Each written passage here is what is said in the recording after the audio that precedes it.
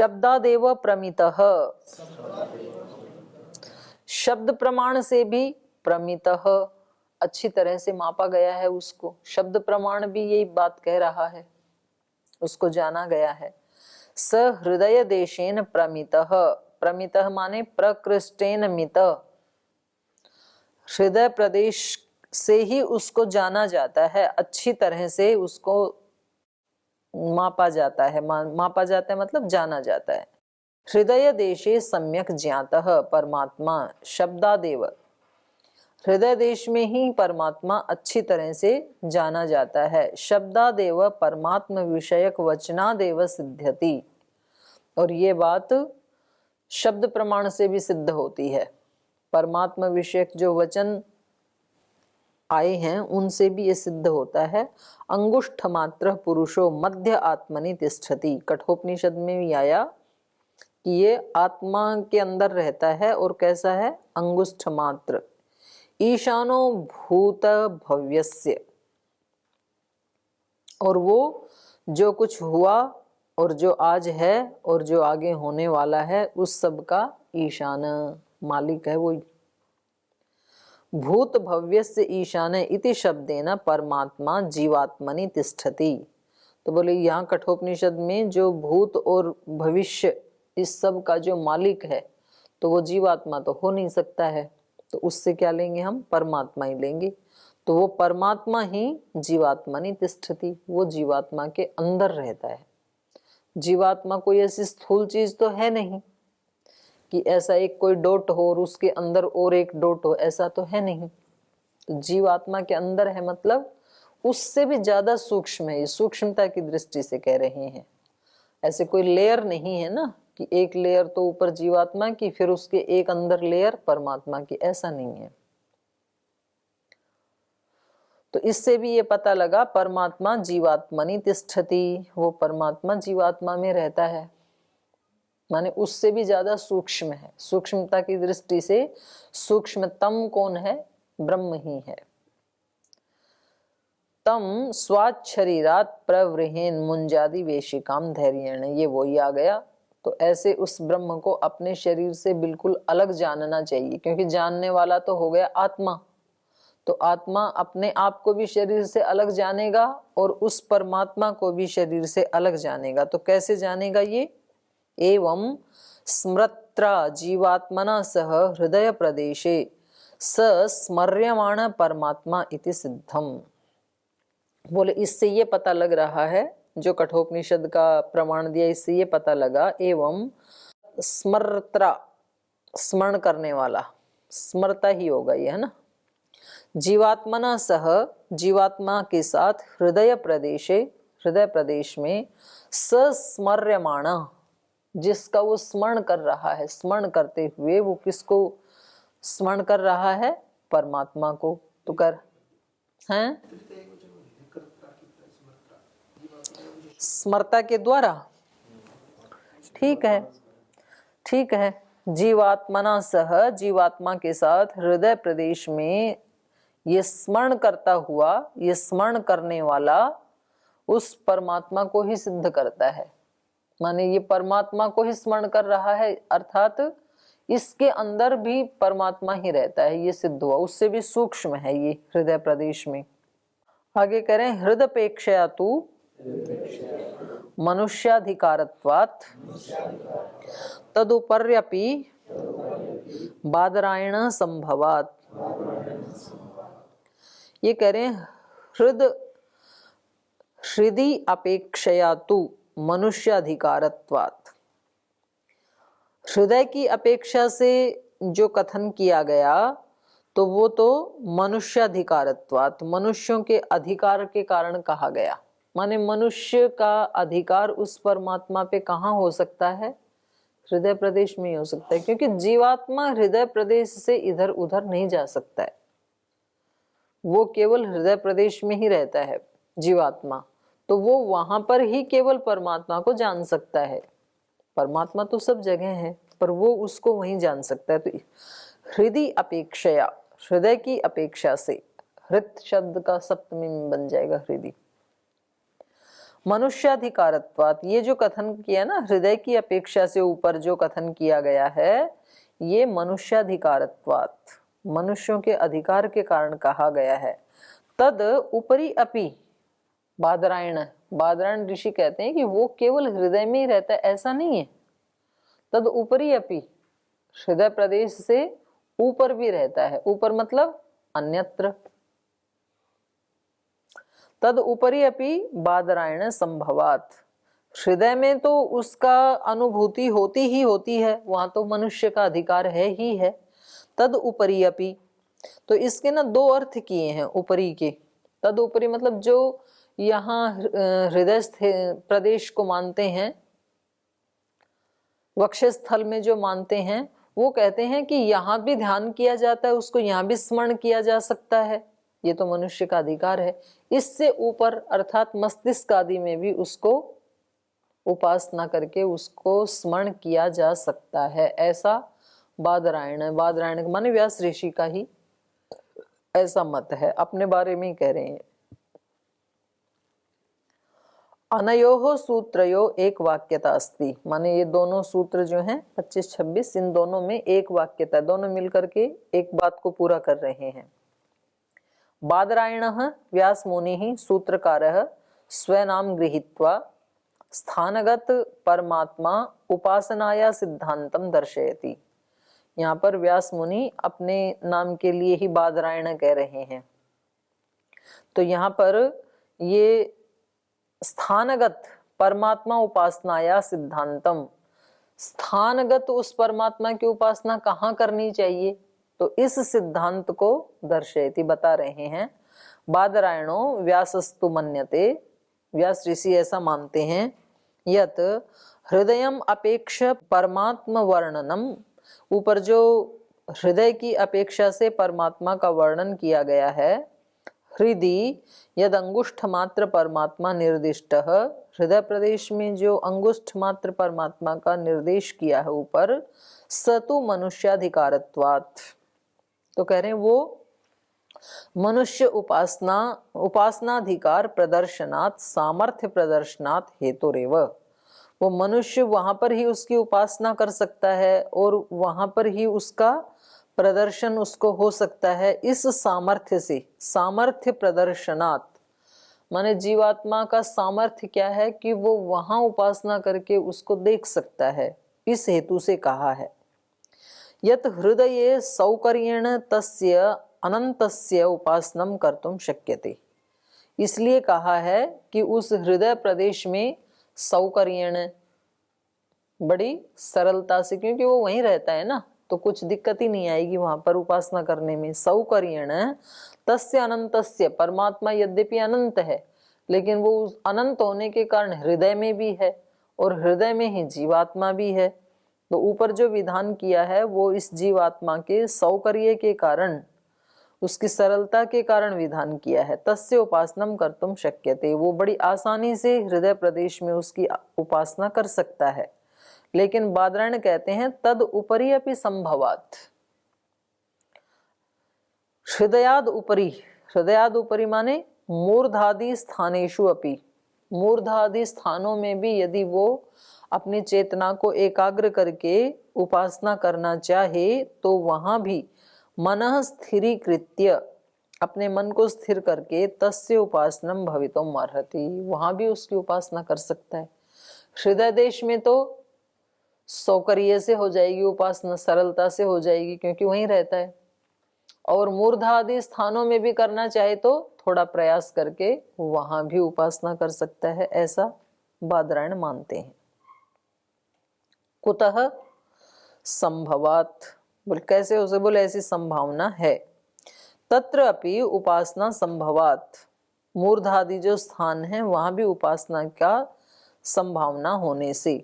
लेकिन यहाँ पर दो ही स्थान बताए, जैसे कुछ लोग उपासना के लिए बोलते हैं ना, नाभि चक्र में अपनी चेतना को एकाग्र करके और फिर वहां उपासना करो, पर यहाँ पर वेदांत दर्शन उपासना के लिए दो ही स्थान बता रहे हैं। आदि, मूर्धादि नहीं बोला, तद ऊपरी अपि, हाँ, मूर्धादि स्थानेषु, तो मूर्धादि से हृदय और मूर्धा ऐसे ही मानना चाहिए। वैसे आदि शब्द से फिर और जगह भी ले सकते हैं, कंठकूप में, नासिका के अग्रभाग पे, नाभि में, मूलाधार, स्वाधिष्ठान आदि अलग अलग स्थानों पे भी लोग करके उपासना करते हैं। पर ऐसे लगता है कि अन्यत्र उपासना करते हैं तो वो अन्यत्र अन्यत्र प्रयोजन से करते हैं। जैसे नाभि के ऊपर अपने चित्त को एकाग्र करके उपासना करेंगे तो भाई नाभि के आसपास कोई रोग होंगे, किडनी, लीवर आदि कुछ उसमें दिक्कत है, तो वो उसको ठीक कर, तो एक प्रयोजन हो गया ना। हाँ, तो अलग अलग प्रयोजन से तो आदि शब्द से यहाँ लेकर के मतलब कहीं भी कर सकते हैं, ऐसे हो गया। लेकिन ईश्वर प्राप्ति के लिए, ब्रह्म के दर्शन के लिए ऐसे लगता है कि ये दो स्थान को ही ज्यादा अच्छा मान रहे हैं, हृदय और हृदयाद उपरी। सूत्रकार ने तो उपरी शब्द कहा ना, मूर केवल, तद उपरी अपि, तो आदि शब्द तो इन्होंने लगा दिया भाष्यकार ने, पर सूत्रकार तो दो ही स्थान को बता रहे हैं, या तो हृदय या तो हृदय के ऊपर। तो हृदय के नीचे वाले स्थान जो हैं वो उपासना के लिए अच्छे नहीं माने वेदांतकार ने, ये है बात। हृदयाद उपरि मूर्धादि स्थानेषु अपि मनः स्थिरीकृत्य तस्य उपासनं भवितुमर्हति कुतः संभवात् तत्रापि उपासन संभवात् अथवा तस्य परमात्मनः तदुपरि हृदयाद बहिरपि, ये दूसरा अर्थ किया। अर्थात इसका अर्थ क्या होगा, तस्य परमात्मनः तदुपरि, तदुपरि माने हृदयाद बहिरपि, हृदय से बाहर भी, विद्यमानत्व संभवात्, केवल हृदय में थोड़ी है, हृदय के बाहर भी तो वो विद्यमान है ना। केवलम मनुष्य उपासना सामर्थ्यम तु हृदय स्थाने ही अस्ति इति निदर्शनम एव, माने यहाँ ऊपरी का अर्थ इन्होंने कर दिया बाहर, हृदय के बाहर अन्यत्र भी। तो केवल जो मनुष्य हैं वो तो हृदय स्थान में ही उसकी उपासना कर सकते हैं, और मनुष्य से ऊपर वाली जो योनियां हैं, ऊपरी का अर्थ फिर इन्होंने कर दिया देव आदि योनियां, तो वो उनके कोई ऐसे हृदय स्थान तो होता नहीं है, क्योंकि उनका ऐसा पार्थिव शरीर नहीं है।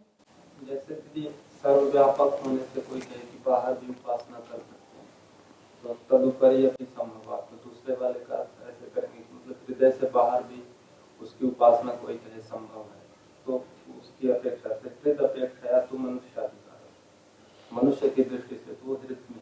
हाँ, तो मनुष्य से अलग किसको लेंगे, सर्वव्यापक होने से भी मनुष्य चाहे कि ना, मनुष्य को नहीं लिया इन्होंने, वो ठीक है आपकी हुआ ठीक है, पर इन्होंने जो लिया वो मनुष्य का अधिकार तो केवल हृदय में ही बता दिया, जो दूसरे ढंग से सूत्रकार कर रहे हैं ना। और तद ऊपरी से इन्होंने ले लिया दूसरी योनियां, तद ऊपरी अपि इति सूत्रे तत्शब्देन हृदपेक्षया तो मनुष्याधिकारत्वात् इति पूर्व सूत्रतः शांकर भाष्य मनुष्यम गृहीत्वा तदुपरि मनुष्यादुपरि अर्थात देवादय कल्पिताः, इन्होंने मनुष्य से ऊपर तदुपरि से देवादि की कल्पना कर ली, दूसरा अर्थ किया तो कहा तेषाम मनुष्याणाम उपरिष्टात्, माने उन मनुष्यों से ऊपर जो हैं, अर्थात ये देवादय जो देवादि हैं, तान अपि अधिकरोति शास्त्रम, तो उनको भी तो उपासना का अधिकार है ना। तो इसलिए इनका दूसरा अर्थ भाष्यकार ये कर रहे हैं कि शायद बादरायण ऐसा मानते हैं कि मनुष्य तो हृदय में ही उपासना करें, और तद ऊपरी अपि माने देवता आदि जो हैं वो हृदय से बाहर, क्योंकि वो तो उनका व्यापकता अधिक है, देवता तो कहीं भी रहते हैं ना, देव योनि तो इसलिए वो उससे बाहर भी कर सकते हैं। देवादयः तान अपि अधिकरोति शास्त्रम सैसा शांकर भाष्य कल्पना न सम्यक, ये अर्थ शंकराचार्य जी ने किया है, तदुपरि का अर्थ उन्होंने किया है देवादि, मनुष्य से ऊपर की योनियां। तो ये भाष्यकार कह रहे हैं कि ये अर्थ करना सम्यक नहीं है। यतो ही मनुष्याधिकारत्वात् इति तु समस्तम पदम न च समस्तात् पदाद अनुवृत्ति आकृष्यते, ये कह रहे हैं ऊपर जो इन्होंने कहा ना हृदयपेक्षया तु मनुष्याधिकारत्वात्, तो मनुष्याधिकारत्वात् तो समस्त पद है, तो इससे अधिकार को छोड़ के केवल मनुष्य की अनुवृत्ति ले आए। तदुपरि अपि, तद से केवल मनुष्य को ले लिया शंकराचार्य जी ने कि मनुष्य से ऊपर वाली योनि, तो बोले समस्त पद में से एक की अनुवृत्ति नहीं आती है। वो परिभाषा है ना एक, सहवा प्रवृत्ति सहवा निवृत्ति क्या है? एक देश निर्दिष्टानाम सहवा प्रवृत्ति सहवा निवृत्ति। जो एक देश में रहते हैं, जो साथ साथ रहते हैं, तो उनकी प्रवृत्ति या निवृत्ति भी साथ साथ ही होती है। तो ये तो समस्त पद है ना, तो ये कह रहे हैं सम्यक नहीं है। मनुष्याधिकारत्वात् इति तु समस्तम पदम न च समस्तात् पदात् अनुवृत्ति आकृष्यते। एक पद की अनुवृत्ति नहीं ला सकते हैं ना, तो अर्थ ये नहीं कर सकते हैं तदुपरि अपि माने मनुष्योपरि अपि, ऐसे अर्थ नहीं कर सकते। अपिच हृदय इति, और कह रहे एक हेतु तो ये हो गया, पर चलो कभी किसी अपवाद रूप में समस्त पद में से भी कभी कभी एक को ले आते हैं, तो कह रहे हैं फिर भी कह रहे हैं अपिच, और भी एक हेतु है। हृदय इति पृथक सप्तम्यंतम पदम अस्ति। हृदय अपेक्षया है ना, तो यहाँ पर कह रहे हैं ये जो हृद शब्द है ये सप्तम्यंत है। हृदय इति पृथक सप्तम्यंतम पदम अस्ति तस्य एव अनुवृत्त्या भवितव्यम। तो कह रहे हैं यहाँ पर उसी की ही तो अनुवृत्ति आनी चाहिए। तदेवं हृदयाद उपरि अपि इत्यर्थ युक्ति ही। तो यहाँ पर यदि ये लाएंगे कि हृदय हृदय तद उपरि अपि, सप्तम्यंत की हृदय और हृदय से ऊपर भी, तो हृदय और हृदय से ऊपर तो फिर मूर्ध आदि आएंगे ना। तो कह रहे हैं तथा पूर्व सूत्रे परमात्मनो अल्पश्रुति हृदय स्थानिका मनुष्याधिकारत्वात् तत्र तु मनुष्याधिकारत्वं परमात्मनो अल्पश्रुतेः कारणम् उक्तम्। पुनश्च सा अल्पश्रुति देवादिषु अपि संक्रमते चेत् तदा पूर्व सूत्रे तस्याः कारणत्व प्रदर्शनम् मनुष्याधिकारत्वं निरर्थकम् एव जातम्। तस्माद् इयं विचार सरणी न युक्ता। ये कह रहे हैं ऊपर वाला जो सूत्र है तथा पूर्व सूत्रे, पहले वाले सूत्र में परमात्मनो अल्पश्रुति हृदय स्थानी का, पहले वाले सूत्र में परमात्मा को क्या कहा, यहाँ कहा ना अल्पश्रुति चेत 21 में, और फिर 22, 23, 24 इन सब में ही परमात्मा को क्या बताया, हृदय में रहने वाला, उसकी अल्पश्रुति हृदय स्थानी का। और क्या कहा उसके लिए, मनुष्याधिकारत्वात्। हेतु क्या दिया यहाँ पर, मनुष्य का अधिकार होने से, क्योंकि मनुष्य अर्थात जीवात्मा हृदय में ही रहता है, तो वहां पर ही उसको सौकर्य है परमात्मा की उपासना करने का। तत्र तु मनुष्याधिकारत्वं परमात्मनो अल्पश्रुतेः, मनुष्य का अधिकार परमात्मनो अल्पश्रुते, मनुष्य का अधिकार होने से ही तो वहां परमात्मा को अल्पश्रुति वाला बताया। और कारणम उक्तम, और उसका कारण भी बता दिया कि क्योंकि ये जीवात्मा हृदय से इधर उधर नहीं जा सकता है, इसलिए इस जीवात्मा को वहां प्राप्ति की अनुकूलता होने से दहर शब्द को हम ब्रह्म का वाचक कह रहे हैं। तो ये पहले ही कितना स्पष्ट कह दिया है। पुनश्च सा अल्पश्रुति देवादिषु अपि संक्रमते चेत, तो वो अल्पश्रुति देवादियों में भी यदि उसका संक्रमण हो रहा है तो तदा पूर्व सूत्रे तस्या कारणत्व प्रदर्शनम, तो फिर वो जो अल्पश्रुति का कारण प्रदर्शन किया था पिछले सूत्रों में, मनुष्याधिकारत्वम निरर्थकम एव जातम, तो फिर तो वो निरर्थक ही हो जाएगा। कैसे निरर्थक हो जाएगा, परमात्मा केवल इनके हृदय में, परमात्मा की प्राप्ति मनुष्यों को केवल हृदय स्थान में ही हो सकती है, और दूसरे को वहां से मनुष्य से अलग जो हैं उनको उससे ऊपर भी हो सकती है। उससे ऊपर मतलब कहीं भी मूर्ध आदि स्थानों में कहीं भी हो सकती है। तो ऐसा यदि करेंगे तो पीछे वाला जो था मनुष्य का अधिकार दिखाना वो तो निरर्थक ही हो जाएगा। तो ये थोड़ा स्पष्ट नहीं हो रहा है। मनुष्याधिकारत्वम निरर्थकम एव जातम तस्माद् इयं विचार सरणी न युक्ता। तो इसलिए ऐसा सोचना ये युक्ति संगत नहीं है। तो इसको थोड़ा कल फिर दोबारा देखेंगे। अपरम इदम आश्चर्यम यद देवताधिकरणम तु सूत्र अवतरणम दत्तम सूत्र व्याख्या च देवादयो निर्दिष्टाः के च ते देवादयः। हाँ, ये इनका एक अलग और खंडन का हेतु बता रहे हैं। ये अपरम इदम आश्चर्यम, एक आश्चर्य ये भी है कि शंकराचार्य जी यद देवताधिकरणम तु सूत्र अवतरणम दत्तम, माने सूत्र का ये अर्थ करते हुए देवताधिकरण तो बता दिया इन्होंने। सूत्र व्याख्याम च देवादयो निर्दिष्टाः, और सूत्र की व्याख्या करते समय देवादि का निर्देश कर दिया। केचे ते देवादय, तो वो देवादि कौन है, क्योंकि देव कौन कौन हो सकते हैं। तो कहा कि देखो, यास्क ऋषि ने कहा है देवा ऋषयः योगिनश्च ऋषयोपि मंत्रद्रष्टारे मनुष्याय भवन्ति तदुक्तम ही यास्केन। बोले ये देव के लिए कह रहे हैं ना कि मनुष्य तो केवल हृदय में उसकी उपासना कर सकते हैं और देव वो कहीं अन्यत्र भी कर सकते हैं। तो बोले देव भी तो मनुष्य ही होते हैं, क्योंकि ये देव किसको मान रहे हैं, जो ऊंची साधना की स्थिति में स्थित रहते हैं वही देव हैं, जो महर्षि दयानंद ने बताई हैं।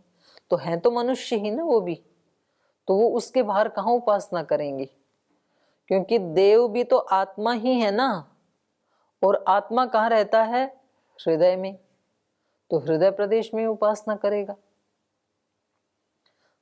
तो इसलिए कहा कि वो भी तो मनुष्य ही होते हैं। देवा ऋषयः, ऋषि भी तो मनुष्य ही होते हैं। भाई मनुष्य से ऊपर किसको माना है, देवों को, ऋषियों को, योगियों को। तो बोले देव भी मनुष्य ही होते हैं, ऋषि भी मनुष्य ही होते हैं, और योगी भी मनुष्य ही होते हैं। तो इस प्रकार से ऋषयोपि मंत्र द्रष्टारे मनुष्याय भवन्ति, ऋषि भी कौन होते हैं, मनुष्य ही होते हैं। ऋषि किसको कहा, मंत्र द्रष्टारे, मंत्र का साक्षात्कार करने वाले। तो ये यास्क ऋषि ने बता ही दिया, तो हैं तो मनुष्य ही ना। ऋषिर दर्शनात्, मनुष्य को ही ऋषि कह दिया जाता है। कब, जब वो साक्षात्कार कर लेता है। साक्षात्कृत धर्माण ऋषयः, ऋषि उनको कहते हैं जो साक्षात्कृत धर्मा है। योगिनो अपि खलु योगाभ्यासिनो मनुष्य भवन्ति, योगी भी कौन होते हैं, जो योग का अभ्यास करते हैं या जिसने योग के सिद्धि को प्राप्त कर लिया, लेकिन है तो मनुष्य ही वो भी। तो इसलिए भी इनकी ये तदुपरि से मनुष्य से ऊपर देवता आदि और उनको हृदय प्रदेश में उपासना नहीं करनी, बल्कि तदुपरि, तो ये इनका कथन उचित नहीं है। साक्षात्कृत धर्माण ऋषयः योगिनो अपि खलु योगाभ्यासिनो मनुष्य भवन्ति देवानाम, या तो, और देव कौन हो सकते हैं, तो ये दो तो साक्षात ही मनुष्य हैं। वैसे देव भी वो होते हैं देवोदानाथ, जो समाज को देने का ही काम करते हैं, पर होते तो मनुष्य ही हैं वो भी। संगति से तो मनुष्य हैं, संगति से देव मनुष्य योगी, मनुष्य की श्रेणी ली जाएगी जैसे तीनों को। हाँ, नहीं, देव कहते ही उनको ही है ना। यास्क ऋषि ने देव का भी तो निर्वचन कर दिया ना, देवोदानाथ, देवदीपनाथ, देवोद्योतनाथ, तो हैं तो मनुष्य ही सारे। और या फिर देव इनको माना है, जो जड़ देव माना है वो पृथ्वी जल अग्नि वायु आदि को, इनको भी देव माना है। ये इसमें अपने ऋग्वेद आदि भाष्य भूमिका में महर्षि दयानंद ने भी वही वहां से उद्धृत करके वो ही देव की परिभाषा दी है, यास्काचार्य की ही। तो कह रहे हैं ये तो मनुष्य ही होते हैं। और दूसरा देव, यदि इनको कहें हम देवानाम पृथ्वी जल अग्नि वायु सूर्याणाम नहीं उपासना प्रसंगो, तो वो उपासना नहीं कर सकते, क्योंकि वो तो जड़ हैं, तो वो क्या उपासना करेंगे। तो कह रहे हैं नहीं उपासना प्रसंगो न च प्रयोजनम तेषाम जड़त्वात् तस्माद् अयुक्तम शांकर भाष्यम। तो कह रहे हैं ये उचित नहीं है। हम देव का ये तदुपरि का अर्थ हम क्या ले रहे थे, हृदय के ऊपर मूर्ध आदि जो स्थान है वहां भी उपासना कर सकते हैं, ये अर्थ लेना ही उचित है। तदुपरि से यदि हम कहें कि मनुष्य से ऊपर की जो श्रेणी देवता आदि, ये अर्थ उचित नहीं है, क्योंकि देवता आदि श्रेणी भी मनुष्य ही होते हैं, वो भी आत्मा ही होते हैं और वो भी आत्मा हृदय स्थान में ही रहते हैं। तो देव आदि कहने से कोई अलग योनि है ऐसा नहीं है। ठीक है जी। विरोध कर्मणि इति चेत न अनेक प्रतिपत्तेर दर्शनात्। अब ये कह रहे हैं स्थान का भेद होने से विरोध कर्मणि इति चेत, कर्म में तो विरोध हो ही जाएगा। स्थान का भेद करेंगे तो माने एक हृदय में उपासना करें तो अलग कर्म हो गया, फिर आज्ञा चक्र में करें तो अलग कर्म हो गया, ऐसे ही मूर्ध आदि में करें तो स्थान भेद से कर्म भेद भी तो हो जाता है ना। तो कह रहे हैं विरोध कर्मणि इति चेत, स्थान का भेद होने से कर्म का भी भेद हो जाएगा, ऐसा कोई कहे तो कह रहे हैं न, ऐसा नहीं है। अनेक प्रतिपत्तेर दर्शनात्, क्योंकि ईश्वर के अनेक गुण हैं और अनेक गुणों की अनेक उपासनाएं हो सकती हैं और अनेक प्रतिपत्ति भी हो सकती हैं, तो अनेक प्रतिपत्ति देखी ही जाती हैं। प्रतिपत्ति मतलब ज्ञान, तो अनेक ज्ञान होते ही है ना उसके, अनेक कर्मों के, अनेक गुणों के। कर्मणि विरोध इति चेत, बोले कर्म में विरोध हो जाएगा, अलग अलग जगह उपासना करेंगे तो उपासना एक जैसी नहीं रहेगी फिर। हृदयाद अन्यत्र अपि यद उपासनम क्रियेत तदा कर्मणि, अर्थात ब्रह्म चिंतन कर्मणि किं वा परमात्म स्वरूप उपासना कर्मणि विरोध प्रसज्जेत। परमात्मा के स्वरूप की उपासना रूपी जो कर्म है उसमें विरोध हो जाएगा, अलग अलग उपासनाएं हो जाएंगी। यतो ही देश भेदाद उपासना भेद प्रचक्षते, क्योंकि देश का भेद होने से उपासना कर्म का भेद भी होने लगेगा, वो भी देखा जाता है। इति चेत कश्चन कथयेत तर्हि न नैवम कथनीयम, ऐसा कोई कहे तो ऐसा नहीं कहना चाहिए। कुतः अनेक गुण कर्मणाम सिद्धि शक्ति तत्र परमात्मनि दृश्यते, अनेक गुण कर्मों की सिद्धि और शक्ति उस परमात्मा में देखी जाती है। ज्ञानी भी ध्यानी भी शास्त्रेषु च, ज्ञानियों के द्वारा, ध्यानियों के द्वारा और शास्त्रों में अनेक प्रकार की उसकी शक्ति, उसके अनेक गुण कर्म देखे जाते हैं। परास्य शक्तिर विविधैव श्रूयते स्वाभाविकी ज्ञान बल क्रिया च, अस्य इस परमात्मा की जो पराशक्ति हैं वो विविधैव श्रूयते, अनेक प्रकार की ही सुनी ही जाती हैं। स्वाभाविकी ज्ञान बल क्रिया च, और इसकी ज्ञान बल क्रिया जो है वो स्वाभाविक हैं। ईश्वर के वो विविध ज्ञान स्वाभाविक हैं, विविध बल स्वाभाविक हैं, उसके विविध क्रियाएं स्वाभाविक हैं। जैसे श्वेताश्वतर में कहा अथच, नहीं ये ऊपर वाला था श्वेताश्वतर का ही, ज्ञान बल क्रिया च स्वाभाविके श्रूयते परास्य शक्ति विविधैव, इस ब्रह्म की शक्तियां, इसका ज्ञान बल क्रिया वो अनेक प्रकार का सुना जाता है स्वाभाविक रूप से ही। अथच यथा गुण तथा नाम, और उस परमात्मा का जैसा जैसा गुण होता है वैसे वैसा उसका नाम भी है। कल्याण करने वाला है तो शिव, रक्षा करने वाला है तो ओम। और ऐसे ही यहाँ उपासना में भी ओम भूः पुनातु शिरसि, भुवः पुनातु नेत्रयोः, स्वः पुनातु कंठे, मह पुनातु हृदये। एक ही उपासना की जा रही है लेकिन नाम अलग अलग है ना, तो बोले इसमें कोई दिक्कत नहीं आएगी। विरोध कर्मणि, कोई कर्म में कोई विरोध नहीं आएगा, कर्म एक ही बना रहेगा। क्या बना रहेगा? उपासना कर्म ही बना रहेगा।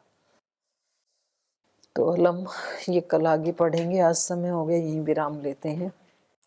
ओम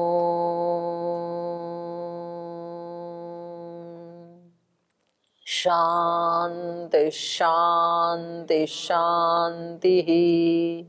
श्री गुरुभ्यो नमः।